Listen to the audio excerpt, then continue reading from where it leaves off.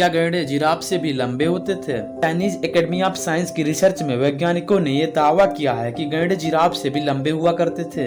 वैज्ञानिकों का कहना है कि 2.65 करोड़ साल पहले ये धरती पर चहलकदमी करते हुए पाए जाते थे। इनके अनुसार इन विशाल गैंडों को पैरासेराथेरियम लिनक्सियान्स के नाम से जाना जाता है। इनका वजन करीब 21 टन था, जो कि करीब 4 अफ्रीकी हाथियों के बराबर था। कम्युनिकेशन बायोलॉजी जर्नल में पब्लिश रिपोर्ट के मुताबिक ये गैंडे बिना सींग वाले थे और इनका सिर पेड़ों से पत्तियां खाने के लिए 7 मीटर तक की ऊंचाई तक उठ सकता था। अगर ये जानकारी आपको अच्छी लगी हो तो डेली इसी तरह की वीडियोस के लिए हमारे चैनल को सब्सक्राइब कीजिए और बेल आइकन को